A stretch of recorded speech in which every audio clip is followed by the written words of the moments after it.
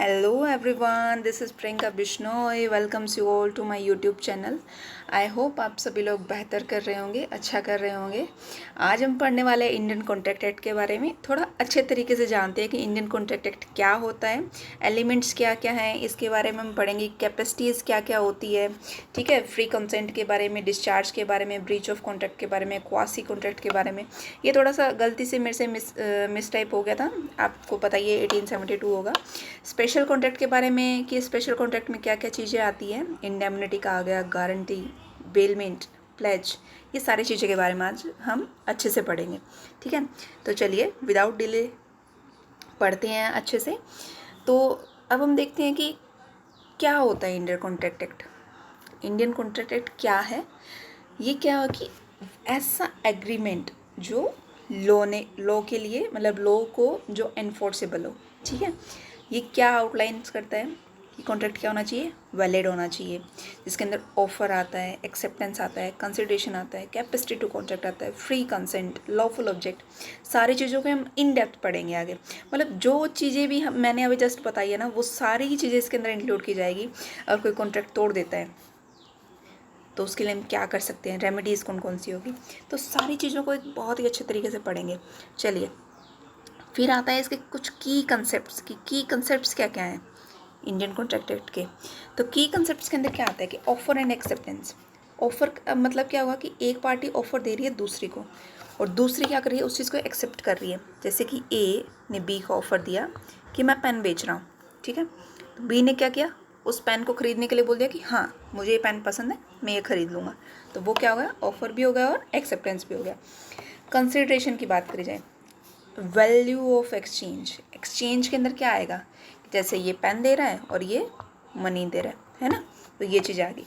Capacity to contract, इसके अंदर मतलब क्या हो जाए, एक अंडर साउंड माइंड पर्सन होना चाहिए, मेजर पर्सन होना चाहिए, डिसक्वालीफाई बाय ना हो लॉ के द्वारा। ठीक है, नेक्स्ट आता है फ्री कंसेंट। फ्री कंसेंट में मतलब कि कोई ऐसे दबा के नहीं करना कि हाँ अगर तुम ऐसा नहीं करोगे तो मैं ऐसा कर दूंगा, नहीं नहीं, ऐसा कोई कॉन्ट्रैक्ट नहीं चलेगा, वो लीगल नहीं माना जाएगा। फिर लॉफुल ऑब्जेक्ट की अगर हम बात करें तो लीगल होना चाहिए और पब्लिक पॉलिसी के अगेंस्ट ना हो। सर्टेनिटी ऑफ टर्म्स की अगर हम बात करें तो वो डेफिनेट और क्लियर टर्म्स होनी चाहिए। इंटेंशन क्या होना चाहिए उनका, लीगल रिलेशन क्रिएट करना है, ना कि कोई ऐसे ही मतलब अपनी मर्जी से कुछ भी कर लो, तो वो क्या होगा, एक वॉइड कॉन्ट्रैक्ट माना जाएगा अगर आप लीगल रिलेशंस को फॉलो ना कर रहे हो। तो बहुत इंपॉर्टेंट डेफिनेशंस आती है इसके अंदर। अगर हम इंपॉर्टेंट डेफिनेशंस की बात करें कि कौन कौन सी डेफिनेशंस आती है इसके अंदर, डेफिनेशंस के अंदर ये बहुत इंपॉर्टेंट है, अच्छे से पढ़ना है और ध्यान रखना है। ये जो चीज़ें हैं ना, ये इसके सेक्शंस, ये बहुत याद रखने वाले हैं, इनसे डायरेक्ट क्वेश्चन आता है। और ये तो मतलब यूँ लगा लो मलाई वाले क्वेश्चंस होते हैं, डायरेक्ट सेक्शन याद करना है और जस्ट टिक आउट करना है, आपके क्वेश्चंस बिल्कुल करेक्ट होने के चांसेस होते हैं। मेरा मानना है कि जो लीगल एस्पेक्ट्स ऑफ बिजनेस, एक जो हमारा सिलेबस का जो एक यूनिट है ना, ये तो अगर आपको जस्ट टोटली फैक्चुअल है ना, टोटली अगर आप जितना अच्छे से मतलब माइंड में सेट करोगे ना, उतना अच्छे से आपके मार्क्स आते हैं इसमें। ये नंबर खोने वाला सब्जेक्ट नहीं है। चलिए पढ़ते हैं कि डेफिनेशंस क्या क्या है इसके अंदर। सबसे पहले तो यही इंपॉर्टेंट है कि कौन सा सेक्शन के अंदर डेफिनेशन आती है, सेक्शन 2 के अंदर आती है। ठीक है, अगर हम कॉन्ट्रैक्ट की बात करें, वही ऐसा एक एग्रीमेंट जो इन्फोर्सेबल बाय लॉ हो। अब एग्रीमेंट क्या होता है, एग्रीमेंट होता है सेट ऑफ प्रोमिसेस जो एक दूसरे को बनाए जाते हैं। फिर हम बात करते हैं कंसिडरेशन की, सेक्शन 2D में आता है। आप सभी सेक्शंस को अगर मैं बोलना भूल भी जाऊँ तो आप अपने आप से सेक्शंस को जो मैंने लिख रखा है, आप सभी सेक्शंस को देख लेना अच्छे से कि कौन सा सेक्शन के अंदर क्या चीज़ आती है। सेक्शन 2D में क्या आता है कि जब एक पार्टी दूसरी पार्टी को एक्सचेंज में क्या करती है, प्रॉमिस करती है कि हाँ भी, जैसे ए ने बी को बोला ये पेन दे रहा है और ये क्या दे रहा है, उसके बदले में पैसे दे रहा है। प्रॉमिस कब बनाया जाता है कि जब प्रपोजल एक्सेप्ट कर लिया, इसने बोला कि मैं पेन दे रहा हूँ, बी ने बोला कि हाँ ठीक है मैं ले रहा हूँ, तो वो क्या हो गया, उसने प्रपोजल को एक्सेप्ट कर लिया। अब अगर हम प्रपोजल की बात करें, प्रपोजल क्या है, expression of willingness by one party. मतलब कि जो उसका मन में जो भी है वो बेचना चाह रहा है, या जो भी उसको खाली बेचने की बात नहीं है, प्रपोजल कोई भी चीज़ का हो सकता है, चाहे आप मैरिज का भी ले सकते हैं। तो मतलब कि कोई भी एक पार्टी दूसरी को कुछ करने के लिए बोल रही है, अपनी इंटेंशन बता रही है अपना, कि वो उस चीज़ को एक्सेप्ट करे, वो क्या होता है, प्रपोजल होता है। ठीक है, तो नेक्स्ट टर्म आती है प्रोमिसर एंड प्रोमिसी। प्रोमिसर क्या होता है, वो पार्टी जो प्रपोजल बना रही है, और प्रोमिसी जो एक्सेप्ट कर रही है, सेक्शन 2C के तहत आता है। रेसिप्रोकल क्या हो गया, एक ने बोल दिया कि हाँ चलिए ए और बी की हम ले लेते हैं। ए ने क्या बोला कि उसको कुछ देना है, जैसे पेन का ही लगा लो, पेन के लिए उसने प्रपोजल बना दिया, उसने एक्सेप्ट कर लिया, ठीक है, हाँ ये पेन दे रहा है, उसने बोला हाँ ठीक है मैं पेन खरीदूँगा। रेसिप्रोकल क्या हो गया, बी ने बोला कि हाँ मैं पैसे दे रहा हूँ, इसने बोला हाँ ठीक है मैं एक्सेप्ट कर रहा हूँ। तो ये जो चीज़ें होती है ना, ये आता है प्रोमिसर और प्रोमिसी के अंदर। ठीक है, उसके बाद में हम बात करते हैं रेसिप्रोकल प्रोमिस के अंदर आता है ये। ठीक है, सेक्शन 2F के अंदर आता है वॉइड एग्रीमेंट। ये जो है ना, ये वॉइडेबल कॉन्ट्रैक्ट, वॉइड कॉन्ट्रैक्ट, ये क्वेश्चंस बहुत आते हैं, हम कंफ्यूज भी हो जाते हैं। कई बार क्वेश्चन क्या पूछ लिया जाएगा, वॉइड कॉन्ट्रैक्ट कौन से सेक्शन में आता है, उसके अंदर ये दोनों ऑप्शंस होते हैं। बच्चों को याद नहीं होते कि 2G में था या 2J में था, तो बहुत अच्छे से ध्यान रखना। एग्रीमेंट, जी ऐसे याद कर लो आप, एग्रीमेंट आ गया ना, तो सेक्शन एग्री, जी ऐसे याद कर सकते हो, मतलब आप अपनी अपनी ट्रिक बना सकते हो। वॉइड एग्रीमेंट कौन सा होता है, जो लॉ को तोड़ रहा हो, ठीक है, वो वॉइड एग्रीमेंट हो गया। इनका कोई भी लीगल इफेक्ट नहीं होता। पार्टीज़ क्या कर सकती है कि कंपेल्ड नहीं होती कि वो अपने ऑब्लिगेशंस को परफॉर्म कर रही है। वॉइडेबल कॉन्ट्रैक्ट क्या होता है, 2I के अंदर आता है। वॉइडेबल कॉन्ट्रैक्ट में क्या होता है कि एक पार्टी तो कर रही है, एक पार्टी जो भी इन्वॉल्व है ना, एक पार्टी तो वो अच्छे से लीगली तौर पे कर रही है, लेकिन जो दूसरी पार्टी है ना वो नहीं कर रही, वो निकम्मी है, उसने अपनी सारी चीज़ें तोड़ दी है। तो यहाँ पे क्या होता है कि एक पार्टी के पास कॉन्ट्रैक्ट तोड़ने का राइट होता है, ठीक है, लेकिन तो दूसरी पार्टी क्या करती है, उसको इन्फोर्स करती है कि नहीं नहीं ऐसा नहीं कर सकते। फिर आता है वॉइड कॉन्ट्रैक्ट। वॉइड कॉन्ट्रैक्ट क्या होता है, वही सेम चीज़ है जो हमने एग्रीमेंट के अंदर पढ़ी है, बस थोड़ा सा सेक्शंस का ध्यान रखना, कुछ ज़्यादा फर्क नहीं है। ये भी है कि इसने भी जो भी इसको तोड़ देता है, लॉ को तोड़ देता है, इसने तोड़ा है, मतलब इसमें तो क्या है कि इन्फोर्सेबल बाय लॉ नहीं है, इसने क्या कहते हैं, एग्रीमेंट तो अलग चीज़ होगी ना, जैसे थोड़ा सा फ़र्क है। वॉइड कॉन्ट्रैक्ट में क्या कर दिया कि जिसने कानून को तोड़ा है, तो वो क्या हो जाएगा, वॉइड कॉन्ट्रैक्ट हो जाएगा, कोई लीगल इफेक्ट नहीं है, ठीक है, पार्टीज कंपेल नहीं है एक दूसरे के साथ में परफॉर्म करने के लिए। फिर आते हैं टाइप्स ऑफ कॉन्ट्रैक्ट, ये है वही चीज़ पढ़ने वाली, इसमें से क्वेश्चंस, बहुत क्वेश्चंस आते हैं और हर साल क्वेश्चंस आते हैं, तो अच्छे से पढ़िएगा क्या होता है टाइप्स ऑफ कॉन्ट्रैक्ट। सारे टाइप्स ऑफ कॉन्ट्रैक्ट, जितने भी टाइप्स ऑफ कॉन्ट्रैक्ट है मैंने सभी ऐड कर दिए, तो आई होप आपको पसंद आएगा। ये टाइप्स ऑफ कॉन्ट्रैक्ट भी अलग अलग बेसिस पे होते हैं। जैसे फॉर्मेशन की अगर हम बात करें, फॉर्मेशन पे कौन कौन से होते हैं, फॉर्मेशन पे होते हैं verbal, written, express, implied, quasi, e contract. Nature की बात करें, valid, void, voidable, void ab, initio, enforceable, illegal, unilateral, bilateral, unconscious, adhesion या फिर standard form contract, aleatory, contingent contract. Contingent तो आपने पढ़ा होगा, कॉन्टिंजेंट का ही दूसरा नाम एलिएटरी है। Option contracts. अगर हम एग्जीक्यूशन की बात करें, एग्जीक्यूटरी और एग्जीक्यूटेड कॉन्ट्रैक्ट्स, ये आते हैं इसके अंदर। चलिए इन डेप्थ में पढ़ते हैं क्या है फॉर्मेशन ऑफ कॉन्ट्रैक्ट।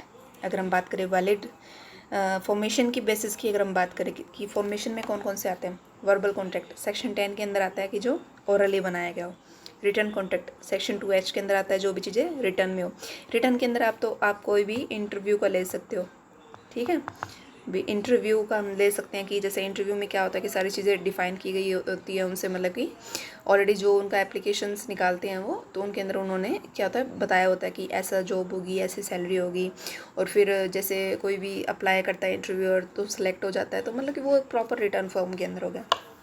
वर्बली की क्या बात की जाए, जो भी हम फ़ोन पे बात करते हैं डायरेक्टली हम किसी को बोल के कह देते हैं, तो उनका क्या होता है कि वर्बली इतना मतलब क्या होता है कि वो रिफ्यूज़ भी कर सकते हैं वर्बली के अंदर, और फिर उसके पास में कोई चारा भी नहीं होता, जो कोई भी मतलब होता है उसके पास कोई ऑप्शन नहीं होता है कि वो उसके खिलाफ कुछ स्टेप ले सके, ठीक है। नेक्स्ट आता है एक्सप्रेस कॉन्ट्रैक्ट। एक्सप्रेस कॉन्ट्रैक्ट्स कौन कौन से होते हैं, एक्सप्रेस कॉन्ट्रैक्ट क्या होता है, जो एक्सप्लिसिटली बता दिया, मतलब कि चाहे वो वर्बली बताएं चाहे वो राइटिंग में बताएं। ऐसा टाइप ऑफ कॉन्ट्रैक्ट क्या होता है, वो लीगली बाइंडिंग होता है, इन्फोर्सेबल होता है, ठीक है। जैसे क्या कर दिया, कोई भी कॉन्ट्रैक्टर है, उसने बोल दिया कि हाँ मैं कोई भी क्लाइंट को कि हाँ मैं आपका घर बना दूंगा, ठीक है, फिक्स प्राइस के लिए, कुछ टर्म्स और कंडीशन है, तो उनका क्या है कि सीधा बात कर लिया कि हाँ भी घर बना रहे हैं, तो वो डायरेक्ट है कि हाँ भी अच्छे से वो बना देगा, ठीक है। आप प्लीज़ मेरे राइटिंग पे मत जाइएगा, राइटिंग तो ठीक है बट अभी मेरे पास वो नहीं है, पेन नहीं है, तो उस वजह से ये ऐसे ही राइटिंग आ रही है। चलिए नेक्स्ट आता है इम्प्लाइड कॉन्ट्रैक्ट, सेक्शन 9 के तहत। इम्प्लाइड कॉन्ट्रैक्ट क्या होता है, जो वर्ड्स में नहीं बता रहे, भाई उसके दिल में क्या झमेला हो रहा है, किसी को क्या पता कि ये सच में कॉन्ट्रैक्ट में एंटर करना चाहता है, नहीं करना चाहता, लेकिन जो उसका एक्शन है, बिहेवियर है, वो बता देता है। वो तो नहीं बताता, उसके वर्ड्स तो नहीं बताते, लेकिन उसका एक्शन और बिहेवियर बता देता है कि हाँ भी इसमें तो कुछ झोल है, ठीक है। तो ऐसा कॉन्ट्रैक्ट क्या होता है कि ये कंडक्ट ऑफ पार्टीज़ के बेसिस पे होता है, मतलब कि जो उसके एक्शंस है, बिहेवियर है, उसके बेसिस पे होता है, वो बाहरी चीज़ें नहीं बताता, बोल के नहीं बताता या लिख के नहीं बताता, तो ऐसा कॉन्ट्रैक्ट होता है, ठीक है। चलिए नेक्स्ट कॉन्ट्रैक्ट कौन सा आता है, नेक्स्ट कॉन्ट्रैक्ट आता है क्वासी कॉन्ट्रैक्ट। क्वासी कॉन्ट्रैक्ट के अंदर क्या चीज़ें आएगी, क्वासी कॉन्ट्रैक्ट ये वैसे इंपॉर्टेंट भी है, इसका सेक्शन भी पूछा जाता है, सेक्शन 68 आता है। क्वासी कॉन्ट्रैक्ट क्या है, एक लीगल एग्रीमेंट है जिसने कोर्ट की absence, created by court in the absence of an actual contract. अगर एक्चुअल कॉन्ट्रैक्ट ना हो रहा हो तो वहाँ पे कोर्ट ने इस चीज़ को क्रिएट किया है। जैसे ये भी क्वेश्चन पूछा जाता है पहले कि this type of contract is based on principle of equity, ठीक है, और अनजस्ट इनरिचमेंट को प्रिवेंट करने के लिए ये कॉन्ट्रैक्ट बनाया गया है। जैसे एग्जांपल देखते हैं। फर्स्ट क्या है कि एक पर्सन है, उसने, जैसे ए है, ए ने क्या कर दिया, बी की प्रॉपर्टी को डैमेज कर दिया, ठीक है, और उसने एग्री भी कर लिया कि हाँ कि वो उसका रिपेयर कर देगा, लेकिन क्योंकि ऐसा बाई एक्सीडेंट लगा लो ना कि जैसे कि कोई भी रोड पे चलते हुए है और किसी का एक्सीडेंट हो गया, जैसे ए जा रहा था और बी जा रहा था, दोनों को आपस में एक्सीडेंट हो गया, वैसे तो उनका कोई कॉन्टैक्ट नहीं था, लेकिन बी की गाड़ी ज़्यादा डैमेज हो गई, तो ए ने बोला कि हाँ ठीक है मैं इसके लिए पेमेंट कर दूंगा। तो वो जो म्यूचुअली जो यहाँ पर मतलब कॉन्ट्रैक्ट फॉर्म हुआ है ना, वो क्या होता है, क्वासी कॉन्ट्रैक्ट होता है, ठीक है। वैसे कॉन्ट्रैक्ट नहीं था, लेकिन म्यूचुअली ऐसे ही कॉन्ट्रैक्ट फॉर्म हो गया, वो होता है। अब हम बात करते हैं ई कॉन्ट्रैक्ट्स की। ई कॉन्ट्रैक्ट क्या होता है, जो कॉन्ट्रैक्ट इंटरनेट के थ्रू बना दिए जाते हैं, ठीक है, या फिर कोई इलेक्ट्रॉनिक मीन्स के थ्रू, चाहे ईमेल हो, साइन हो, ठीक है। इनकी क्या होती है, लीगली बाइंडिंग होती है। ई से आप यूँ सोच लो कि वो तो लीगली बाइंडेबल होगा ही होगा, ठीक है। तो चलिए नेक्स्ट कॉन्ट्रैक्ट कौन सा होता है, नेक्स्ट होता है on the basis of nature of contracts. अब नेचर के बेसिस पे भाई इतने सारे कॉन्ट्रैक्ट्स हैं, चलिए पढ़ते हैं एक एक करके, बहुत ही मज़ा आएगा। वैलिड कॉन्ट्रैक्ट क्या होता है, एक ऐसा agreement that meets all the legal environment of the, जो सारी लीगल इन्वायरमेंट को मीटअप कर रहे हैं, ठीक है। जैसे कि ऑफर के प्रेजेंस पे हो, एक्सेप्टेंस पे हो, कंसिडरेशन पे हो, कैपेसिटी देखी जाए, सारी चीज़ें मतलब जिसके अंदर लीगली वैलिड हैं वो वैलिड कॉन्ट्रैक्ट होगा, ठीक है। नेक्स्ट क्या आ गया, वॉइड कॉन्ट्रैक्ट, सेक्शन 2J के अंदर आता है। जैसे कि हम पढ़ भी चुके हैं, एक ऐसा एग्रीमेंट जो कि लीगली बाइंडिंगेबल नहीं है, उसका कोई भी लीगल इफेक्ट नहीं है, तो वो क्या हो गया, वॉइड कॉन्ट्रैक्ट हो गया। अब हम बात करते हैं वॉइडेबल कॉन्ट्रैक्ट की। वॉइडेबल कॉन्ट्रैक्ट क्या है, एक ऐसा एग्रीमेंट है जो लीगली बाइंडिंग तो है लेकिन सिर्फ एक पार्टी से, जैसा कि हम इसको पढ़ चुके हैं। नेक्स्ट आता है वॉइड अब इनिशियो कॉन्ट्रैक्ट। ये क्वेश्चन बहुत बार पूछा जाता है, ये कौन सा एग्रीमेंट होता है, ये होता तो इलीगल है और वॉइड होता है बिगिनिंग से due to nature of contract. Nature of contract मतलब कि क्योंकि इसके अंदर माइनर जो होता है ना, माइनर, वो एंटर करता है कॉन्ट्रैक्ट के अंदर। ये ना ही तो इन्फोर्सेबल बाय लॉ है और ना ही लीगल इफेक्ट है इसका कोई, तो इस वजह से इसको वॉइड अब इनिशियो बोला जाता है। माइनर से आप याद कर लेना, वॉइड अब इनिशियो की बात आ गई तो वहाँ पे माइनर की बात आएगी। अब हम ये भी पढ़ेंगे आगे कि कौन सा मतलब होता है कि माइनर कॉन्ट्रैक्ट में एंटर कर पाता है या नहीं कर पाता, करेगा तो कैसे करेगा। नेक्स्ट कॉन्ट्रैक्ट आता है अनइन्फोर्सेबल कॉन्ट्रैक्ट। ये एक वैलिड एग्रीमेंट होता है, लेकिन लॉ के वजह से ये क्या होता है कि इसके लीगल और फैक्चुअल रीजंस की वजह से क्या होता है, इन्फोर्सेबल नहीं होता है। ठीक है, यहाँ पे इस वजह से नहीं होता क्योंकि एक तो रिटर्न एग्रीमेंट नहीं होता है इसके अंदर, ठीक है, और एक्सपायरेशन का भी होता है इसके अंदर। ठीक है, तो ये कॉन्ट्रैक्ट वैलिड तो है, लेकिन क्या है, लॉ के अकॉर्डिंग ये मतलब क्या होता है कि इन्फोर्सेबल नहीं होता। इलीगल कॉन्ट्रैक्ट मतलब कि जो कानून को तोड़ रहा है वो इलीगल कॉन्ट्रैक्ट हो गया। ठीक है, यूनिलेटरल कॉन्ट्रैक्ट जहाँ पे मतलब कि एक पार्टी तो प्रॉमिस कर रही है कॉन्ट्रैक्ट बनाने के लिए, मतलब कुछ एक्सचेंज में देने के लिए, तो वो क्या हो गया यूनिलेटरल, मतलब कि do something exchange for specific performance from other party. मतलब एक ने क्या कर दिया कि एक तरफ से मतलब कि कर दिया कि कॉन्ट्रैक्ट प्रॉमिस हो गया है। जैसे क्या लेते हैं कि किसी भी बंदे की कोई चीज़ गुम हो गई, ठीक है, तो उसने क्या किया कि रिवॉर्ड दे दिया कि जब उसकी कोई चीज़ गुमी और उस बंदे ने उसको रिटर्न किया ना, तो वहाँ पे एक तरह का जैसे कॉन्ट्रैक्ट ही हो गया कि हाँ भी, जैसे मोबाइल फ़ोन गुम हो गया तो उसने क्या किया कि मोबाइल फ़ोन किसी बंदे को मिला तो उसने जिसका भी मोबाइल फ़ोन था उसको दे दिया, तो उसके बदले में उसने क्या किया कि कुछ मनी उसको दे दिया रिवॉर्ड के तौर पर। तो हम यूँ लगा सकते हैं कि कॉन्ट्रैक्ट तो फॉर्म हुआ ना, चाहे दोनों साइड से ना हो, बट एक साइड से ही हुआ। बायलैटरल जब दोनों पार्टीज इन्वॉल्व हो, ठीक है, बायलैटरल में क्या आएगा, जब दोनों पार्टीज इन्वॉल्व हो कॉन्ट्रैक्ट के अंदर। अनकॉन्शियस की अगर हम बात करें कि अनकॉन्शियस का कौन सा कॉन्ट्रैक्ट होता है, जिसके अंदर एक पार्टी क्या करती है, एडवांटेज लेती है दूसरी पार्टी की कमी का। ठीक है, चाहे वो अपनी पोजीशन का लगा लो, अनफेयर अनरीजनेबल टर्म्स का लगा लो, कैसे भी तरीके से, कई बार हम देखते हैं ना, कहते हैं ना उसने उसका फ़ायदा उठाया है, तो बस वही लगा लो, अनकॉन्शियसेबल कॉन्ट्रैक्ट बस वही होते हैं। एलिगेटरी या फिर कॉन्टिंजेंट कॉन्ट्रैक्ट सेक्शन 30 के तहत आता है। कॉन्टिंजेंट कॉन्ट्रैक्ट कौन से होते हैं, वो कॉन्ट्रैक्ट जिसमें अंदर क्या होता है कि एक अनसर्टेन इवेंट के ऊपर दोनों पार्टीज़ की परफॉर्मेंस बेस्ड होती है। ठीक है, जब कोई अनसर्टेन इवेंट अकर हो रहा हो, फॉर एग्जांपल एक पर्सन क्या करता है, इंश्योरेंस पॉलिसी लेता है और पे आउट करता है एक स्पेसिफिक इवेंट, ठीक है, जैसे कि फायर हो गया, फ्लड हो गया, जैसे कुछ भी आएगा तो उसके लिए, तो एक ऐसा मतलब कि अभी तक हुआ नहीं है, अनसर्टेन है, इवेंट कभी भी हो सकता है, उसके लिए जो हम इंश्योरेंस ले रहे हैं तो वो इसके अंदर कॉन्टिंजेंट कॉन्ट्रैक्ट या फिर एलिएटरी कॉन्ट्रैक्ट बोला जाएगा। फिर आता है ऑप्शन कॉन्ट्रैक्ट। ऑप्शन कॉन्ट्रैक्ट क्या होता है, जब एक पार्टी क्या करती है, दूसरी पार्टी को कोई भी चीज़ खरीदने या बेचने का देती है कोई स्पेसिफिक प्राइस पे, ठीक है, कोई स्पेसिफिक टाइम और स्पेसिफिक प्राइस पे कि हाँ आप ऐसे कर सकते हो। दूसरी पार्टी क्या होती है कि उसको यूँ नहीं है कि आपको लेना ही लेना नहीं, हाँ, लेकिन वो क्या करती है, एक पार्टी उसको ग्रांट कर देती है कि हाँ आप ये ऐसे कर सकते हो, वो दूसरी पार्टी की मर्जी है कि वो करे या ना करे। ठीक है, तो इंडिया के अंदर ये क्या प्रोविज़न बनाया गया है इसका ऑप्शन कॉन्ट्रैक्ट के लिए, सेक्शन 2H के अंदर बनाया गया इंडियन कॉन्ट्रैक्ट एक्ट के लिए कि contract is legally enforceable agreement. ठीक है, ये क्या है कि एक लीगली कॉन्ट्रैक्ट तो वही हो गया ना कि जो लीगली एग्रीमेंट है। ऑप्शन कॉन्ट्रैक्ट को इसने क्या माना है कि जो इन्फोर्सेबल एग्रीमेंट है जिसके अंदर एक पार्टी की राइट देती है लेकिन ऑब्लिगेशन नहीं, राइट देती है। ऑब्लिगेशन तो ये हो गया ना कि हाँ बस ये तुम्हारी जिम्मेदारी हो गई, राइट देती है कि हाँ आप ये चीज़ कर सकते हो। ठीक है, एग्जीक्यूशन की बात करें तो एग्जीक्यूशन के अंदर क्या आता है, एग्जीक्यूटरी सेक्शन 2E के अंदर और एग्जीक्यूटेड सेक्शन 2D के अंदर।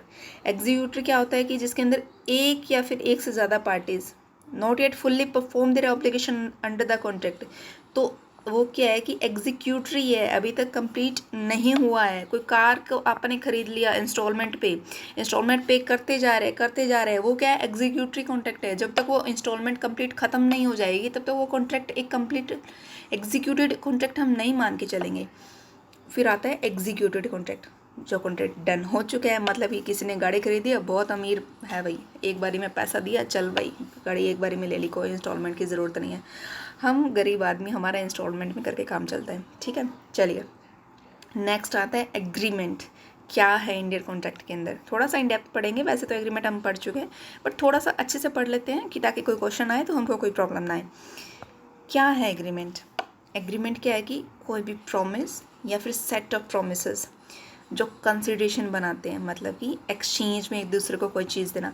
आप जैसे कि कोई नाम है ना, जैसे यहाँ पे कंसिडरेशन आया तो जस्ट उसी टाइम पे रिमाइंड करो क्या था कंसिडरेशन, ऐसे करके आपको चीज़ें याद रहने लग जाएंगी। ठीक है, तो कंसिडरेशन बनाते हैं, ये क्या एक एग्रीमेंट, 2 इम्पोर्टेंट थिंग्स आती है इसके अंदर। ये जैसे MCQs होते हैं ना, उसमें भी पूछा जाता है ये क्वेश्चन कई बारी कि इसका क्या क्या है, एग्रीमेंट क्या है कि जिसके अंदर प्रॉमिस भी आ रहा है और कंसिडरेशन भी आ रहा है, दोनों चीज़ें आ रही है, तो वो क्या हो गया, एक एग्रीमेंट हो गया। अब एग्रीमेंट के टाइप्स भी होते हैं, वैलिड, वॉइडेबल, वॉइड, इलीगल और अनइन्फोर्सेबल। जैसे कॉन्ट्रैक्ट के होते हैं ना, वैसे इसके होते हैं वैलिड जिसमें जो लॉ को फॉलो कर रहा है, वॉइडेबल जिसमें सिर्फ एक पार्टी फॉलो कर रही है, वॉइड जिसके अंदर जो लॉ का तो जिसके साथ कोई लेना देना नहीं है, इलीगल जिसने भाई लॉ को तोड़ ही दिया है, मतलब टोटली उसके अपोजिट ही चला गया, अनइन्फोर्सेबल मतलब कि वो इन्फोर्सेबल नहीं है, वो कॉन्ट्रैक्ट नहीं हो सकता है, ठीक है। नेक्स्ट आता है प्रॉमिस। अब हम प्रॉमिस की बात करते हैं। प्रॉमिस कौन कौन से टाइप्स के होते हैं, ये इनको थोड़ा इंडेप्थ में इसलिए पढ़ा है ना क्योंकि इनसे क्वेश्चंस पूछे जाते हैं, मतलब कि जैसे कई बार मतलब कि जैसे असर्शन रीजनिंग में क्वेश्चंस आते हैं तो वो इनसे पूछा जा सकता है। तो पढ़ते हैं पहले प्रॉमिस क्या होता है। सेक्शन 2B में आएगा, ध्यान रखना, जब ऑफर एक्सेप्ट किया जाता है तो वो क्या हो जाता है, प्रॉमिस हो जाता है। ए ने बी को कोई ऑफ़र दिया, चाहे मैरिज का ही लगा लो आप, उसने उसको प्रपोज किया, बी ने बोला कि हाँ मैं मैरिज कर लूँगी, तो वो क्या हुआ, एक प्रॉमिस हो गया कि हाँ वो शादी करने वाले हैं। चलिए नेक्स्ट, जब a person to whom the offer is made signifies his assent then we can say that offer is accepted। मतलब कि जिसको ऑफ़र किया गया है उसने उस चीज़ को एक्सेप्ट कर लिया तो वो क्या हो जाता है, एक प्रॉमिस हो जाता है। एक्सप्रेस प्रॉमिस, एक्सप्रेस क्या होता है, जब वो क्या गया हो, बोल के बताया गया हो, ठीक है, वर्ड्स में जो। इम्प्लाइड क्या होता है, जो वर्ड्स में नहीं है अदर देन इन वर्ड्स हो, तो उसको हम क्या बोलेंगे, इम्प्लाइड बोलेंगे। रेसिप्रोकल, रेसिप्रोकल के अंदर क्या आएगा, कंसिडरेशन हो जाए एक दूसरे की, जो हमने पीछे भी समझा था, सेक्शन 2F में आएगा। अल्टरनेटिव प्रॉमिस में क्या होगा, जिसके अंदर एक ऑफर करता है choice of one of two things, जिसके अंदर अल्टरनेटिव प्रॉमिस एक क्या होता है, जो ऑफर करता है choice of one of two things, दो में से, जैसे कि इसने बोल दिया कि आप या तो ये चीज़ ले लो या ये ले लो, मतलब कि कई बार क्या होता है कि आपके पास दो चॉइस हैं, चाहे तो ये चूज़ कर लो चाहे ये चूज़ कर लो। जैसे कि अभी आपके पास दो चॉइस हैं, या तो पढ़ दो या सो जाओ, आपके पास दो नहीं है, तीन है, या आप इंस्टाग्राम चला लो।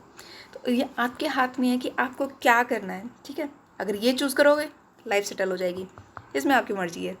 तो इससे बेटर कि अभी अच्छे से पढ़ो ताकि आपका फ्यूचर में बहुत हेल्पफुल होगा। Next, who are competent to contract, contract के कॉम्पिटेंट कौन कौन है, सेक्शन 11-12 में बताया गया है। एवरी पर्सन, जो एज ऑफ मेजॉरिटी जिसने ले लिया है वो क्या है, कॉम्पिटेंट है।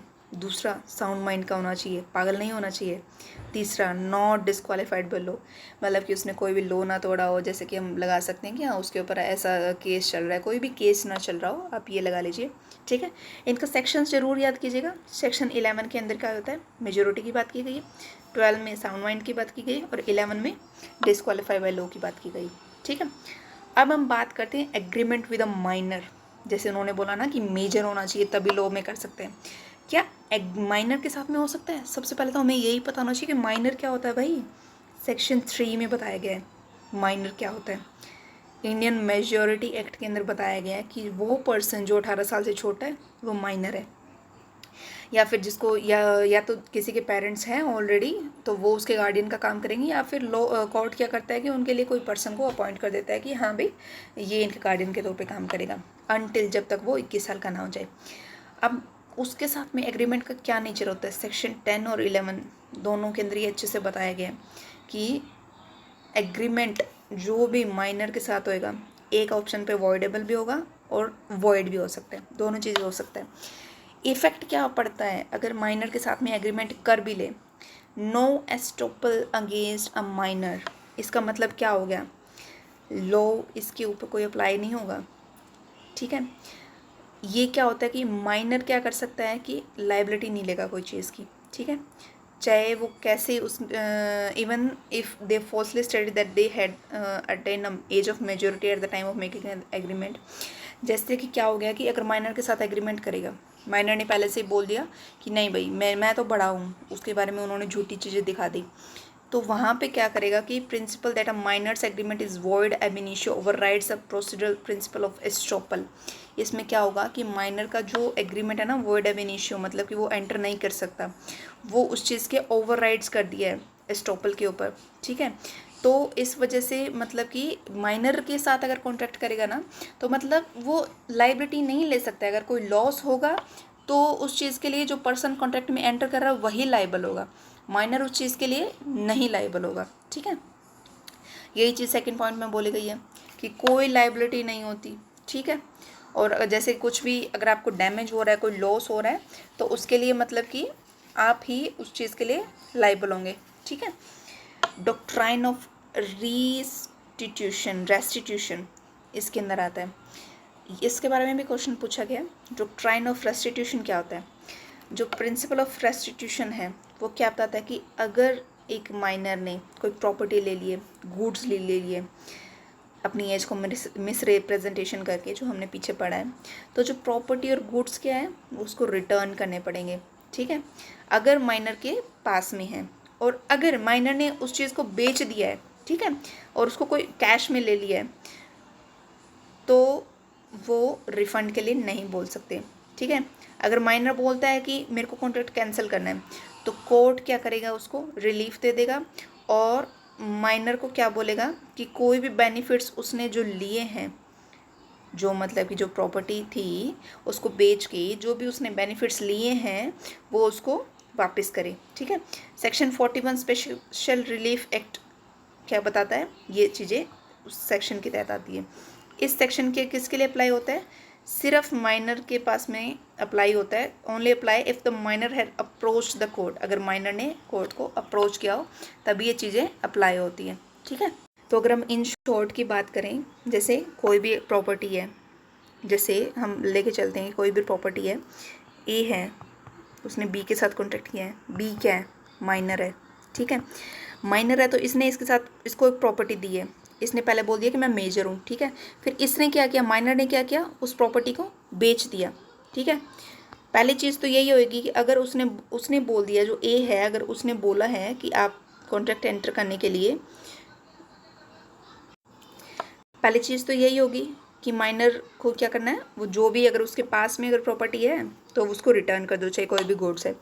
अगर उसके पास में नहीं है तो उसने अगर उसको कन्वर्ट कर दिया है तो फिर वो उससे कुछ भी नहीं ले सकते। अगर प्रॉपर्टी होगी या गुड्स होगा तभी ले सकते हैं। दूसरी चीज़ क्या होगा, अगर माइनर चाहता है कॉन्ट्रैक्ट को कैंसिल करना तो कोर्ट क्या कर सकता है, उसको रिलीफ दे देगा कि कोई बात नहीं, ये माइनर है। ठीक है, तो इस वजह से बोला जाता है कि माइनर के साथ कॉन्ट्रैक्ट नहीं कर सकते हैं, और ये तभी होगा कि जब माइनर अगर कोर्ट को अप्रोच करे तभी। ठीक है, फिर नेक्स्ट चीज़ क्या आती है, फ्री कंसेंट। क्या होता है फ्री कंसेंट? इसके बारे में भी क्वेश्चंस कई बार पूछे गए हैं कि फ्री कंसेंट क्या होता है, कि जब दो से ज़्यादा पर्सन क्या होता है, सेम थिंग पे म्यूचुअली मतलब कि जो अंडरस्टैंडिंग जोन की होती है वो होती है, वो कंसेंट क्या होता है, फ्री कंसेंट होता है, जब कोई भी इन चीज़ों से अफेक्ट ना हो। सेक्शन 14 बताता है इसके बारे में, 13 के अंदर तो इसकी क्या दी गई है, एक डेफिनेशन लगा लो। सेक्शन 14 के अंदर इसने क्या बताया है कि ये चीज़ें अगर कोई कॉन्ट्रैक्ट में नहीं है तो वो कॉन्ट्रैक्ट क्या होगा, फ्री कंसेंट ऑफ कॉन्ट्रैक्ट होगा। फर्स्ट कोहर्शन। कोहर्शन क्या होता है कि किसी को फोर्स करना कि अगर तूने ये नहीं किया तो फिर तू देखियो, ऐसा बेचारे को फिर कॉन्ट्रैक्ट में एंटर करना पड़ता है। सेकंड आता है अनड्यू इन्फ्लुएंस। सेक्शन 16 के अंदर जो आता है, अनड्यू इन्फ्लुएंस क्या होता है कि जब एक पार्टी दूसरी पार्टी को अनफेयर बेनिफिट के लिए कोई ऐसा करे कि हाँ कि हमारे चचा तो विधायक हैं, वो वाली चीज़, वो आता है अनड्यू इन्फ्लुएंस में। फ्रॉड कर रहा है कुछ। ठीक है, जैसे कि उसने क्या बोल दिया कि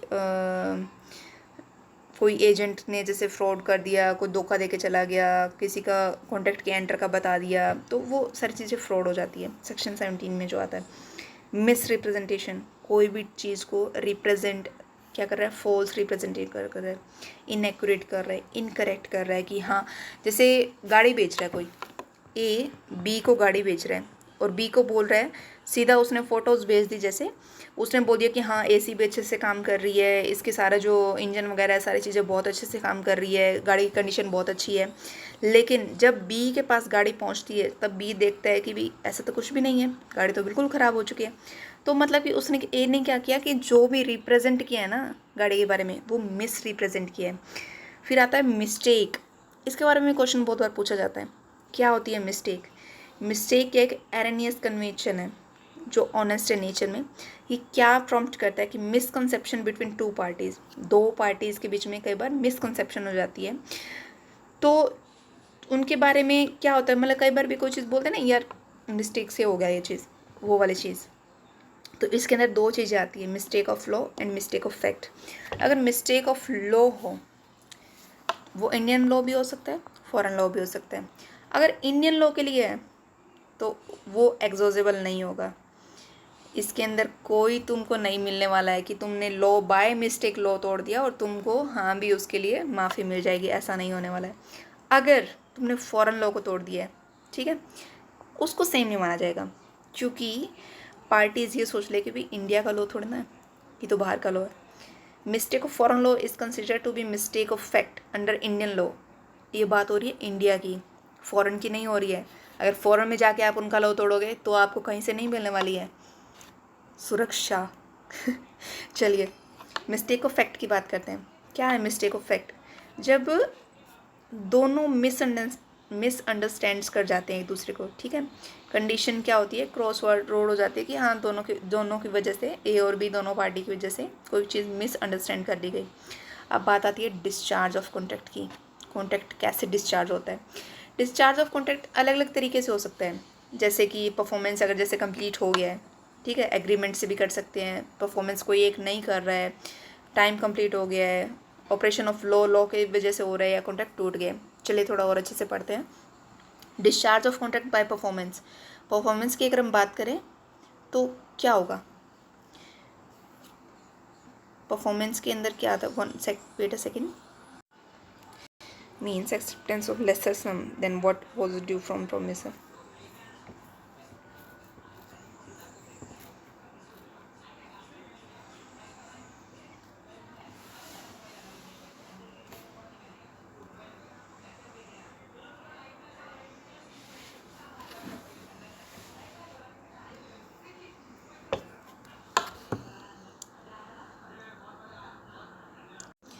इसके अंदर क्या होगा कि कम पैसे लेके कि हाँ कि उसको ख़त्म करना है जिस कॉन्ट्रैक्ट को, तो उस हिसाब से उसने उसको ख़त्म कर दिया।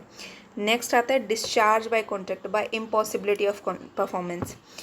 परफॉर्मेंस सही तरीके से नहीं कर रहे हैं वे दोनों, परफॉर्म नहीं कर रहे हैं कॉन्ट्रैक्ट को, तो उस वजह से क्या होता है कि ये वो हो जाता है। एक होता है इनिशियल इम्पॉसिबिलिटी, एक होता है सब्सिक्वेंट। इनिशियल की अगर हम बात करें, जिसका मतलब क्या होता है कि इम्पॉसिबल होता है, जैसे कि treasure by magic, discover treasure by magic, मतलब मैजिक से, जादू से कोई भी चीज़ करके दिखाना, वो एक ऐसे ही वॉइड कॉन्ट्रैक्ट एग्रीमेंट होता है।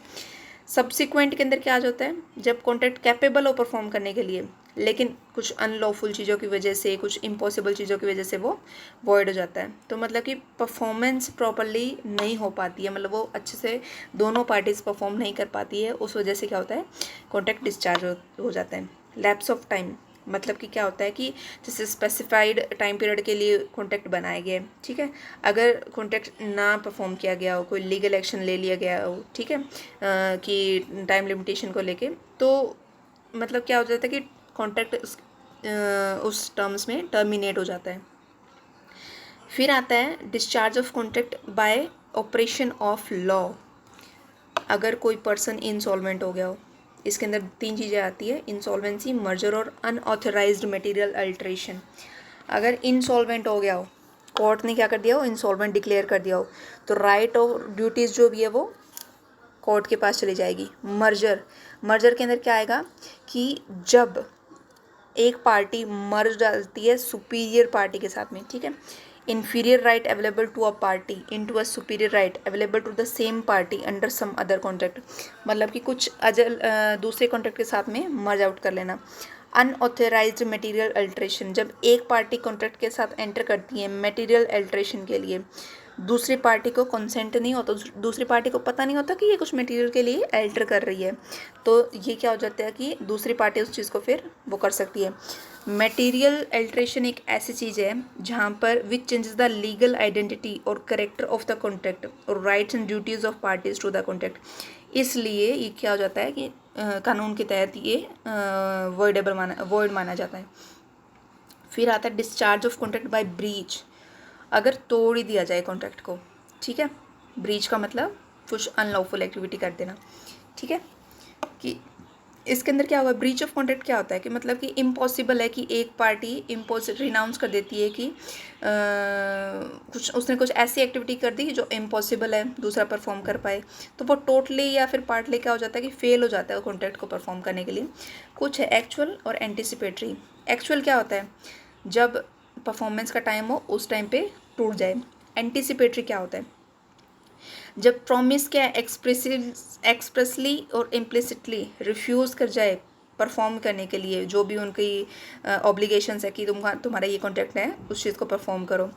या फिर क्या कर दे, before due date of performance has arrived, मतलब कि उन्होंने अच्छे से अपना काम जो है वो परफॉर्म नहीं किया। तो एक्सप्रेस भी होता है, इम्प्लाइड भी होता है। एक्सप्रेस मतलब कि दोनों ने आपस में बात कर ली और उससे उसको पता चल जाएगा कि उसकी इंटेंशन नहीं है परफॉर्म करने के लिए, ड्यू डेट से पहले वो कॉन्ट्रैक्ट उनका ख़त्म हो गया। इम्प्लाइड ब्रीच क्या होता है कि कॉन्ट्रैक्ट डजन एक्ट, एक कॉन्ट्रैक्ट के तहत ही एक ऐसा कॉन्ट्रैक्ट के अंदर ही उन्होंने एक ऐसा काम कर दिया जिससे पता चल गया कि कॉन्ट्रैक्ट जो परफॉर्मेंस जो है कॉन्ट्रैक्ट की वो नहीं हो सकती, मतलब कि कॉन्ट्रैक्ट पूरा नहीं हो पाएगा, तो वो इम्प्लाइड ब्रीच हो गया। अब रेमेडीज़ क्या क्या कर सकते हैं ब्रीच के लिए, रेमेडीज़ क्या क्या हो सकती है।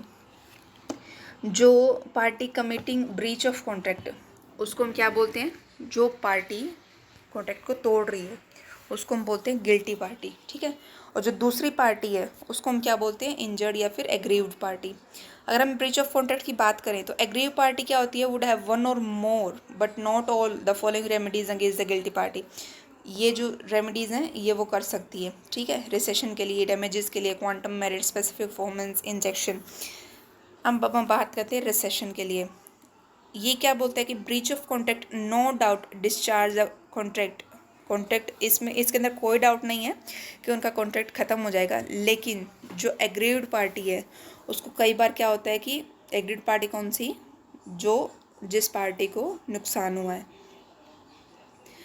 अपने फॉर्मल रिसेशन के लिए उसको क्या करता है, कोर्ट को अप्रोच करना पड़ता है या फिर उसको कैंसिलेशन ऑफ कॉन्ट्रैक्ट के लिए। तो उसकी वजह से क्या होता है कि वो मतलब कि फ्री हो जाती है अपने ऑब्लिगेशन से, कि इन फ्यूचर में कहीं वो ऐसा ना बोल दे कि आपने ये किया था ये किया था। दूसरी चीज़ क्या है कि शूट फॉर डैमेजेस, अपने डैमेजेस के लिए वो बोल सकती है, जो भी मॉनेटरी लॉस हुआ है, या फिर खाली मॉनेटरी नहीं होता, कई बार हम वो मान लेते हैं कि इमोशनल लॉस भी होता है। यहाँ पे मॉनेटरी लॉस की बात करी जा रही है, जहाँ पर उनको जो भी डैमेजेस हुए हैं तो वो उनके लिए क्या होता है कि ब्रीच की वजह से, तो उनके लिए वो कर सकते हैं कि उनको जो जनरल डैमेजेस हुए हैं, स्पेशल डैमेजेस हुए हैं, विंडिक्टिव डैमेजेस हुए हैं और नॉमिनल डैमेजेस हुए हैं। सेक्शन 73 बताता है डैमेजेस के बारे में। जनरल मतलब क्या हो गया कि जैसे कि जो नेचुरली या फिर डायरेक्ट आउट ऑफ ब्रीच, जो नेचुरली या फिर डायरेक्ट ब्रीच की वजह से जो भी हुए हैं और जो अनअवॉइडेबल नहीं है, वो जो अनअवॉइडेबल हैं या फिर लॉजिकली कॉन्सिक्वेंस में आते हैं ब्रीच के, तो वो डैमेजेस हो गए। दूसरा आता है स्पेशल डैमेजेस। स्पेशल डैमेजेस कौन से होते हैं, जो damages aggrieved party by special circumstances attach to the contract, contract में कुछ स्पेशल चीज़ें उन्होंने लिखी हुई थी, उन चीज़ों को पूरा नहीं करेंगे, कुछ स्पेशल डैमेजेस हो गए, वो भी उनको देने पड़ेंगे। विंडिक्टिव डैमेजेस, ये नाम आपने सुना भी होगा, कई बार क्वेश्चंस भी आते हैं इसके बारे में। विंडिक्टिव डैमेजेस कौन से होते हैं, the court award damages for mental और emotional suffering also caused by breach. जैसे मैंने अभी बोला था ना कि सिर्फ यूँ नहीं होता है कि मॉनेटरी लॉस हो, इमोशनल लॉस भी कई बार हो जाता है, तो उस चीज़ के लिए। तो इसके अंदर क्या करेगा, 3 मेंटल सफरिंग कोर्ट ने क्या बताता है कि 3 केसेस जैसे ऑल ओवर देखा गया है कि aggrieved party can also taken into account. एक तो unjustified dishonour of cheque, breach of promise of marriage, जैसे मतलब कि चेक को डिसऑनर कर देना, या फिर शादी के बारे में भी बहुत सारे हम देखते हैं कि किसी ने मना कर दिया। Failure of vendor of real estate to make title, real estate का कोई वेंडर है तो उसने टाइटल करने से मना कर दिया। तो मतलब विंडिक्टिव डैमेजेस को आप इन शॉर्ट आप ऐसे याद कर सकते हो, क्योंकि इतना डेप्थ में तो नहीं पूछा जाएगा, बट हाँ आपसे ऐसे क्वेश्चन आ सकते हैं कि विंडिक्टिव डैमेजेस कौन सा होता है, या फिर कोई ऐसी सिचुएशन दे देंगे कि हाँ भाई ये कौन सा डैमेज है, विंडिक्टिव है, स्पेशल है, नॉमिनल है, कैसा है वो चीज़ें, ठीक है। नॉमिनल के अंदर क्या होता है कि जब कोई भी लॉस नहीं होता है एग्रीव पार्टी को, ना ही कोई डैमेजेस होता है, ठीक है, लेकिन in order to record the fact of breach of guilty party the court may award nominal और token damages। जिसके अंदर क्या आता है, मतलब कि nominal से damages होते हैं कि जैसे कोई token के बल हो गया या ऐसे कोई penalty कोई 10-20 रुपए की या maximum 50 रुपीज़ की ऐसे कोई penalty उनको दे देते हैं। Shoot for quantum merit, quantum merit का तो ये तो आपने सुना ही होगा, एज मच एज अर्न। ठीक है, कि इसके अंदर क्या होता है कि एक payment deserve by a person for the reason of actual work done, जितना वो काम कर रहा है उसके बदले में उसको उतना पैसा मिलना चाहिए। ठीक है, ये होता है क्वांटम मेरिट। अगर उसको उतना पैसा नहीं मिल रहा है तो उस चीज़ के लिए तो फिर वो कॉन्ट्रैक्ट क्या हो जाएगा, ख़त्म हो जाएगा। जब one a party does some work under a contract and the other party repudiate the contract, या फिर उसके परफॉर्मेंस को ना करे, बिकम इम्पॉसिबल हो जाए, then the party who has the done the work can claim remuneration for the work. किसके तहत कर सकती है, क्वांटम मेरिट के थ्रू। आप इसको सीधा याद कर लेना कि एज मच एज अर्न, मतलब कि जितना उसने कमाया उसका उसको मिलना चाहिए। ठीक है, शूट फॉर स्पेसिफिक परफॉर्मेंस, अगर कोई स्पेसिफिकली परफॉर्म कर रहा है। ठीक है, कैसे, जब when there exist no standard for ascertaining the actual damages caused by aggrieved party by non performance, जब कोई भी स्टैंडर्ड तो सेट नहीं किए गए हैं एक्चुअल डैमेजेस के लिए, जो एग्रीव पार्टी है मतलब जिसको लॉस हो रहा है, तो वहाँ पे भी क्या होता है, स्पेसिफिक परफॉर्मेंस का शूट हो जाता है कि उसने उसको तोड़ दिया है, मतलब कि परफॉर्मेंस नहीं किया है एक पार्टी ने, जिसको लॉस हुआ है उसने कोई वो भी नहीं किया कि स्टैंडर्ड भी कोई एग्जिस्ट नहीं कर रहा। ठीक है, जब monetary compensation would not adequate relief. ठीक है, मतलब कि पैसा ही रिलीफ नहीं दिलाता, वहाँ पे स्पेसिफिक परफॉर्मेंस की बात आ जाती है। ट्रस्ट तोड़ दिया, वहाँ पे भी स्पेसिफिक परफॉर्मेंस की बात आती है। कौन कौन से केसेस होते हैं जहाँ पे will not be ordered, cases जिसके अंदर नहीं आ सकता। नंबर एक तो पैसे से संतुष्टि हो गई। कई बार क्या होता है, पैसे से संतुष्टि नहीं होती कि भी हाँ कि हम खुश हैं कि पैसे लेके, वो स्पेसिफिक परफॉर्मेंस में आता है। अगर आप पैसे लेके, आपने पैसे भी ले लिए और फिर भी बोल रहे हो कि नहीं नहीं मेरा स्पेसिफिक परफॉर्मेंस में आएगा, ऐसा नहीं आएगा। सेकेंड, जब कॉन्टैक्ट किया गया हो एजेंट या फिर ट्रस्टी के साथ किया गया हो in violation of his power की जहाँ पे बात आ जाती है, वो भी इसको नहीं मान के चलता। तीसरी चीज़ क्या होती है, जब कॉन्ट्रैक्ट पर्सनल नेचर का हो। ठीक है, जैसे कि टू मैरी और कॉन्ट्रैक्ट ऑफ सर्विस, तो वो चीज़ इसमें नहीं आएगी। ठीक है, शूट फॉर इंजेक्शन, अब हम बात कर रहे हैं इंजेक्शन की। इंजेक्शन में क्या आता है, when the court gives the restraining order it is known as an injunction. The court can ask to a person to do a certain specific task, एक स्पेसिफिक टास्क दे दिया उसको करने के लिए। In case a person perform an act even after the injunction the aggrieved party can file a case for the injunction. ठीक है, तो शूट के टेम्परेरी और परमानेंट डिपेंड जो भी करता है कंडीशन ऑफ एग्रीव पार्टी के हिसाब से, तो वो उस चीज़ के लिए वो परफॉर्म कर सकता है। ठीक है, तो अगर इन शॉर्ट हम बोलें, इंजेक्शन क्या होता है कि कोर्ट पहले से ही बोल देता है कि ऐसा नहीं करना है, एक स्पेसिफिक चीज़ के लिए उन्होंने बोल दिया कि ऐसा काम नहीं करना है, लेकिन उसके बावजूद भी अगर वो काम कर रहा है तो फिर वो कोर्ट फिर उस चीज़ के लिए एक्शन लेगा। ठीक है, डॉक्ट्रिन ऑफ सुपरवेनिंग इम्पॉसिबिलिटी, ये आता है इसके अंदर, इंडियन कॉन्ट्रैक्ट एक्ट के अंदर। सुपरवेनिंग इम्पॉसिबिलिटी क्या होता है, जिसको हम बोलते हैं frustration of doctrine of frustration भी बोल देते हैं। ठीक है, सेक्शन 56 के अंदर आता है। अब आप मुझे ऐसे बताओ 68 सेक्शन के अंदर कौन सा आता है, कमेंट करके ज़रूर बताना। हम पीछे पढ़ चुके हैं इस चीज़ को। ये लीगल प्रोविज़न क्या आउटलाइन करता है कि ऐसा in which contractor discharge due to subsequent impossibility की वजह से डिस्चार्ज हो गया हो, या फिर फेयरनेस की वजह से, या जस्टिस की वजह से, या फिर कोई अनफोर्सिन इवेंट की वजह से वो क्या डिस्चार्ज हो गया हो। तो ये कहाँ पे अप्लाई होते हैं, जैसे war, act of war, law amendment, या फिर डेथ ऑफ अ पार्टी, वहाँ पर ये चीज़ अप्लाई होती है। सुपरवीनिंग इम्पॉसिबिलिटी, सुपरवीनिंग इम्पॉसिबिलिटी मतलब कि जो इम्पॉसिबल चीज़ें हों और वो अचानक से आ जाए, तो वहाँ पर ये चीज़ अप्लाई होती है।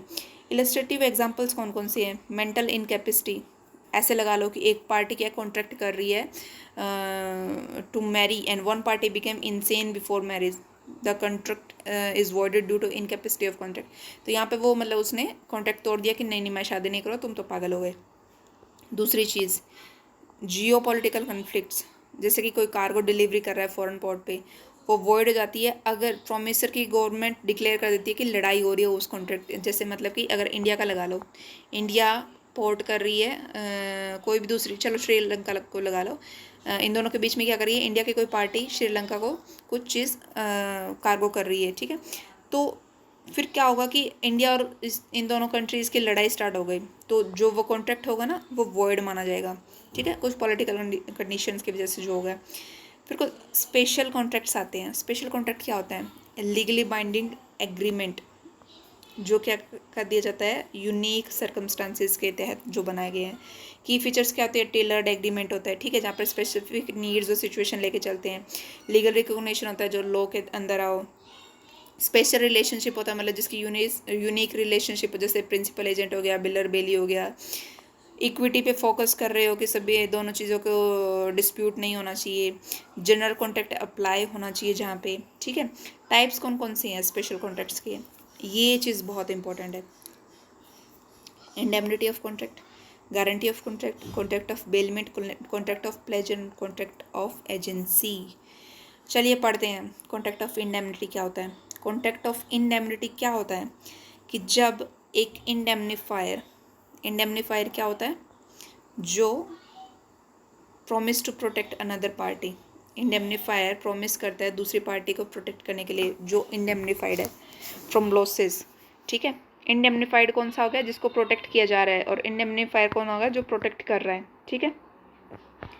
ये हो गया कॉन्ट्रैक्ट ऑफ इंडेमनिटी। जैसे कि हम एग्जांपल लेते हैं इंश्योरेंस पॉलिसी का, सबसे बढ़िया एग्जांपल है कॉन्ट्रैक्ट ऑफ इंडेमनिटी का।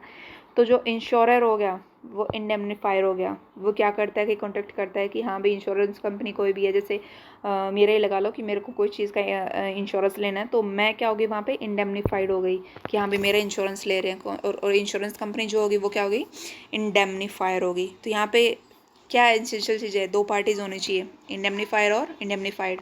प्रॉमिस होना चाहिए कंपनसेट करने के लिए, ठीक है, मस्ट, मतलब कि जो इंडेमनीफायर है, मतलब जो कंपनी है, इंश्योरेंस कंपनी जो है, उसको एश्योरिटी देनी है कि हाँ जो भी लॉसेज होगा वो उस चीज़ के लिए पे करेगी। Loss due to human action, जैसे कि ह्यूमन कंडक्ट की वजह से होता है, नेचुरल कॉज की वजह से नहीं होता, तो उस चीज़ के लिए भी वो रिएक्ट करेगी, ठीक है। राइट्स, मतलब कि ऐसे बोलते हैं ना, जैसे वो इस चीज़ से आपको वो ध्यान नहीं आया कि जो ह्यूमन की वजह से होगा, नेचुरल कॉज नहीं होगा। जैसे कि कई बार हम देखते हैं कि भी आजकल तो खैर नेचुरल चीज़ों के लिए भी होने लगा, पहले जैसे वो मूवी नहीं आई थी क्या था, ओ माय गॉड, जिसके अंदर वो बोलते हैं कि भगवान एग्जिस्ट करता है, वो वाली चीज़ आप यहाँ पे कोरिलेट कर सकते हो। अब हम बात करते हैं राइट्स ऑफ द इंडेमनीफाइड। कौन कौन से राइट हैं, डैमेजेस पे करने हैं उसको, डैमेजेस मिलेंगे उसको, ठीक है। लीगल कॉस्ट, कोई भी लीगल प्रोसीडिंग में जो भी एक्सपेंसेस आ जाएंगे वो भी वो कवर अप कर सकता है। कॉम्प्रोमाइज अमाउंट्स, डिस्प्यूट्स को सेटल करने के लिए जो भी सम्स होगा वो उसको मिलेगा। इंडेमनीफायर के क्या हो गए, जो भी इंडेमनीफाई की को पेमेंट के लिए जो भी अमाउंट होती है उसको वो रिकवर कर सकता है। Showing third party, legal action ले सकता है कि जिसकी वजह से लॉस हो रहा हो थर्ड पार्टी के against. Contract of guarantee, contract of guarantee क्या होता है, जब एक पार्टी क्या बोल रही हूँ, एक पार्टी जिसको हम क्या बोलते हैं, श्योरिटी, फुलफिल करती है ऑब्लिगेशंस ऑफ अनदर पार्टी, जिसको हम क्या बोलते हैं, principal debtor, to a third party जो होती है क्रेडिटर, ठीक है। तो यहाँ पर क्या होता है, प्रिंसिपल डेटर अगर अपनी मतलब कि वो उसकी रिस्पॉन्सिबिलिटी लेता है कि हाँ मैं रिस्पॉन्सिबिलिटी लेता हूँ, जैसे कि ए है, इसको हम मान के ले चलते हैं श्योरिटी, ठीक है। ये क्या बोलता है कि बी के बिहाफ पे to fulfil the obligation of another party, मतलब कि जो डेटर है बी को हम क्या लेके चल सकते हैं, डेटर लेके चल सकते हैं। श्योरिटी क्या करेगा, फुलफिल करेगा ऑब्लिगेशंस डेटर की to a third party creditor, जिससे उसने उधार लिया है। तो यहाँ पे ए क्या बोलता है कि बी के बिहाफ पे अगर ये नहीं देगा तो फिर मैं वो पेमेंट दे दूंगा, ठीक है। यहाँ पे क्या होता है, क्या क्या चीज़ें आती है इसके अंदर, जैसे कि ये लगा लो कि अगर कोई लोन ले रहा है बैंक से, तीसरा पर्सन क्या बोलता है कि हाँ मैं दे दूंगा, तो जो गारंटी दे रहा है वो कौन हो गया, श्योरिटी हो गया, जो चौड़ा के बोल रहा है हाँ हाँ मैं कर दूंगा, बस वही चीज़ लगा लो। या आप ट्रस्ट वर्दी भी लगा सकते हो, जो एक अपना ट्रस्ट मानता है कि हाँ अगर ये नहीं करेगा तो फिर मैं कर दूंगा। एसेंशियल्स क्या क्या है कॉन्ट्रैक्ट ऑफ गारंटी के, तीन पार्टी होनी चाहिए, ठीक है। प्रॉमिस टू फुलफिल ऑब्लिगेशंस, ये क्या होगा, प्रॉमिस करता है, वेट अ मिनट, हाँ जी, तो ये क्या करता है, promise to fulfil the obligations, surety क्या करता है कि हाँ मैं उसके, अगर वो नहीं देगा तो मैं दे दूंगा। कंसिडरेशन श्योरिटी के लिए जो देता है, creditor must provide something of value that benefits the principal debtor, ये इसके अंदर आ गया। अब हम बात करते हैं श्योरिटी के कौन कौन से राइट्स होते हैं। भाई जो रिस्क उठा रहा है अभी उसको भी तो राइट्स होने चाहिए। डेटर के अगेंस्ट भी राइट होते हैं कि वो अमाउंट रिकवर कर सकता है जो डेटर के बिहाफ पे दे रहा है। क्रेडिटर के अगेंस्ट क्या होता है, enforcement of terms against the debtor, वो डिमांड कर सकता है कि हाँ भी डेटर के लिए वो जो कर रहा है कि हाँ भी मैं पेमेंट कर दूंगा, तो उसके लिए भी वो श्योरिटी मांगता है। अगेंस्ट को श्योरिटीज़, लाइबिलिटी, जैसे को श्योरिटीज़ भी तो ले सकता है ना, जैसे श्योरिटी है वो भी अपनी को श्योरिटीज़ को लेके चल सकता है, तो वहाँ पे भी क्या होता है कि वो उनके साथ भी अपनी लाइबिलिटी शेयर करता है इक्वली। गारंटी के कौन कौन से टाइप होते हैं, स्पेसिफिक और कंटिन्यूइंग। स्पेसिफिक गारंटी कौन सी होती है, जो सिंगल ट्रांजेक्शन हो, ठीक है, कोई भी एक पर्टिकुलर चीज़ को लेकर या फिर डेट को लेकर। कंटिन्यूइंग कौन सी होती है, जो सीरीज ऑफ चलती रहती है, वो चीज़ इसके अंदर आ जाती है, ठीक है। फिर थर्ड आता है कॉन्ट्रैक्ट ऑफ बेलमेंट। बेलमेंट के अंदर क्या चीज़ें आती है, वैसे तो ये सारी चीज़ें कोरिलेटेड सी है, अगर आप थोड़ा सा ध्यान से पढ़ेंगे तो, कि एक पार्टी दूसरे पार्टी के लिए कुछ कर रही है या सीधा कॉन्ट्रैक्ट कर रही है। अब बेलमेंट के अंदर क्या होगा, जहाँ पर बेलर एक पार्टी डिलीवर करता है दूसरी पार्टी को बेली कुछ स्पेसिफिक पर्पज़ के लिए, ठीक है, एक ऐसे एग्रीमेंट के लिए कि गुड्स वापस आ जाएंगे जब पर्पज़ फुलफिल हो जाए या फिर डिस्पोज ऑफ हो जाए, बेलर की इंस्ट्रक्शंस के लिए, ठीक है। फॉर एग्जाम्पल क्या है कि leaving your clothes to a dry cleaner for cleaning, मतलब कि ड्राई क्लीनर को जब हम कपड़े देते हैं तो वो कॉन्ट्रैक्ट ऑफ एक बेलमेंट है। एसेंशियल्स क्या क्या कॉन्ट्रैक्ट ऑफ बेलमेंट के, गुड्स को डिलीवर करेगा बेली को। स्पेसिफिक पर्पज़ क्या है कि डिफाइंड है कि हाँ भी डिलीवरी एक डिफाइंड पर्पज़ है कि जब उसका काम हो जाए तो उसको वापस डिलीवर करना है। रिटर्न डिलीवरी क्या होगा कि मतलब कि जब वो उसको दे देगा गुड्स, मतलब कि उसको बेली को दे देगा कि हाँ भी तुम मेरा ये काम कर दो। रिटर्न ऑफ गुड्स, जब बेली अपना काम कर लेगा तो वो चीज़ें उसको वापस रिटर्न कर देगा, ठीक है। राइट्स और ड्यूटीज़ क्या, बेलर की क्या क्या ड्यूटी है कि कॉन्ट्रैक्ट तोड़ सकता है बेलर अगर बेली वॉयलेट कर दे, ठीक है। प्रॉफिट्स के लिए भी क्लेम कर सकता है, अगर बेली ने बोल दिया कि गुड्स से जैसे उसने उसको कुछ गुड्स दिया और उसने उसको रिटर्न नहीं किया, तो जो भी उसका डैमेजेस था तो उसके लिए वो प्रॉफिट्स के लिए क्लेम कर सकते हैं। ड्यूटीज़ क्या है, डिस्क्लोजर करना है कि कोई भी जो गुड्स वो दे रहा है उसके अंदर डिफेक्ट्स ना हो। रीइम्बर्समेंट मतलब क्या करता है, कंपनसेट करता है बेली को फॉर एक्सपेंस, जो भी एक्सपेंस आए हैं, जो भी एक्सपेंस होंगे गुड्स को प्रिजर्व करने के लिए, उनके बारे में वो पहले से बेली को बताएगा। बेली की अगर हम बात करें तो गुड्स को राइट्स क्या है कि गुड्स को अपने पास रखेगा जब तक कि उसका वो काम ना हो जाए। रिकवर एक्स्ट्रा ऑर्डिनरी एक्सपेंसेस, अगर प्रिजर्वेशन के दौरान अगर कोई एक्स्ट्रा उसको एक्सपेंसेस होगा तो वो भी कवर करेगा। ड्यूटीज़, गुड्स का अच्छे से ध्यान रखेगा, रिटर्न गुड्स और गुड्स को वापस करेगा। ये वही चीज़ें हैं जो हमने उसके बारे में पढ़ी है कि कॉन्ट्रैक्ट ऑफ बेलमेंट होता क्या है। नेक्स्ट कॉन्ट्रैक्ट आता है contract of pledge. Contract of pledge क्या है, एक टाइप ऑफ बेलमेंट है जहाँ पर गुड्स के डिलीवर किए जाते हैं पोनर, जिसको प्लेजर भी बोला जाता है, और पोनी। जो पोनर होता है वो पोनी को डिलीवर करता है goods, aids a security for repayment of debt, security के काम पे डेट की रीपेमेंट करने के लिए। एग्जाम्पल क्या है, जैसे कि गोल्ड सिक्योरिटी, गोल्ड ज्वेलरी को as a collateral for a bank loan is common example of pledge, मतलब कि जैसे गोल्ड ज्वेलरी हम वो लोन लेने के लिए जो भी हम करते हैं वो बेटर एग्जाम्पल है। एसेंशियल्स क्या होता है, डिलीवरी ऑफ गुड्स, गुड्स को क्या सिक्योरिटी के लिए हम रख देंगे। पर्पज़ ऑफ सिक्योरिटी क्या है कि पेमेंट को सिक्योर करना या फिर कोई भी परफॉर्मेंस को सिक्योर करना, कि अगर ये भी पेमेंट नहीं करेगा तो जैसे कि गोल्ड का ही लगा लो, जैसे बैंक क्या करता है कि गोल्ड लोन देता है, उसके बदले में गोल्ड लेगा और पैसा देगा, कि अगर ये पैसा नहीं देगा हमारा जितना भी पैसे दिए हैं, कि अगर ये उसकी रीपेमेंट नहीं करेगा तो हम गोल्ड उसका जब्त कर लेंगे। Ownership remains with the owner, मतलब कि जिसका प्रोडक्ट है, जिसके गुड्स हैं, उसके पास में ही उसकी ऑनरशिप रहेगी। ऑनरशिप कब ट्रांसफ़र हो जाएगी, अगर उसने उसकी पेमेंट नहीं करी है तो। पौनी के कौन कौन से होते हैं, मतलब प्लेजी के कौन कौन से राइट होते हैं। रिटेंशन ऑफ गुड्स, जब तक कि वो सेटल ना हो जाए। हम यहाँ पे जैसे पहले होता था ना कि जैसे वो जो होते थे अपने अपने जगह पे, जैसे गांव हो गया तो गांव के अंदर भी जो कोई सुनार होता था उससे जैसे वो ले लेते थे, भी गिरवी रखना बोल देते हैं जिसको, गिरवी रखते थे, वो वाली चीज़ें आ जाती है इसके अंदर, कि जब तक पैसे नहीं देगा तब तक वो उसको गुड्स को अपने पास रखेगा। और अगर कोई डिफ़ॉल्ट हो जाता है तो वो उस चीज़ को बेच भी सकता है। पौनी की ड्यूटीज़ को माना जाए तो जब भी पेमेंट वो कर देता है तो उसको गुड्स को वापस करना पड़ेगा और उसकी रीजनेबल केयर करनी पड़ेगी। ठीक है, फिर हम बात करते हैं राइट्स एंड ड्यूटीज़ ऑफ पॉनर। पॉनर की कौन कौन से राइट्स और ड्यूटीज़ हैं? एक तो क्या करता है कि रिडेम्पशन क्या राइट होता है, reclaim the goods upon repayment of debt. मतलब कि जब रीपेमेंट करे तो उसका क्या राइट होता है कि हाँ भी मेरा गुड्स वापस दो। ड्यूटीज़ कौन कौन सी होती है? पे द डेट और मीट द ऑब्लिगेशन। एक तो पेमेंट करो और एक कंपनसेट करो कि कोई भी एक्सपेंस जो भी इनकर हो रहे हैं गुड्स को प्रिजर्व करने के लिए, तो उनके लिए उसको कंपनसेशन भी करना होता है। Contract of agency. Contract of agency क्या होता है? जिसके अंदर एक पार्टी एजेंट एक्ट करती है दूसरे बंदे के बिहाफ पे, प्रिंसिपल के बिहाफ पे, in dealing with third party. ठीक है, जैसे एग्जांपल क्या हो गया, एक रियल एस्टेट एजेंट नेगोशिएट कर रहा है प्रॉपर्टी सेल के लिए for a home owner is an example of an agency. जैसे कि कोई घर बेच पे निकाल दिया, चाहे कोई गाड़ी का भी लगा सकते हो आप यहाँ पे।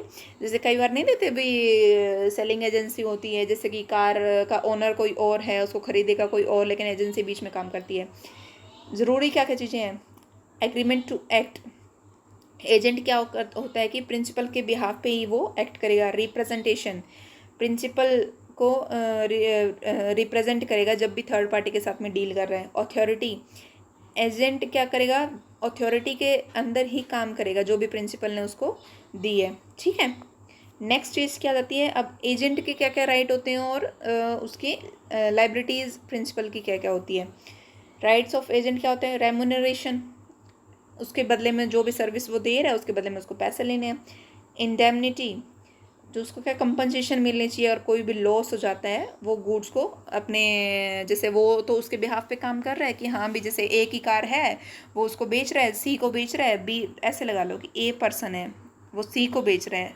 ठीक है, ए क्या होगा? ओनर होगा, सी को बेच रहा है, बी यहाँ पे एजेंट का काम कर रहा है। तो अगर मान लो कि वो कार कोई एक्सीडेंटल है और इसको पता ही नहीं है, तो और उसकी वजह से अगर बी को कोई लॉस हो गया, इसने सी को बेच दिया, तो वहाँ पर वो उसके लिए पैसे ले सकता है, डैमेजेस ले सकता है। रिटेंशन, नेक्स्ट चीज़ क्या होती है कि उसको रिटेन करके चलना पड़ता है गुड्स को जब तक वो ड्यूज क्लियर ना हो जाए। लाइबिलिटी ऑफ प्रिंसिपल्स क्या क्या होती है? बाउंड बाय एजेंट्स एक्ट्स, मतलब कि रिस्पॉन्सिबल होता है कोई भी एजेंट ने उसके बिहाफ पे कोई भी एक्शन ले लिया गया हो। लाइबल फॉर मिस रिप्रेजेंटेशन, अगर कोई भी फ्रॉड या मिस रिप्रेजेंटेशन किया गया हो committed by agent in the course of business, तो उसके लिए भी लाइबल प्रिंसिपल ही होगा। ठीक है, तो आई होप आपको ये पसंद आया होगा, and please like, subscribe and share my channel. अगर आपको कोई भी ऐसा लगा कोई भी चीज़ पसंद नहीं आई है, then you can please comment down, and thank you, have a nice day.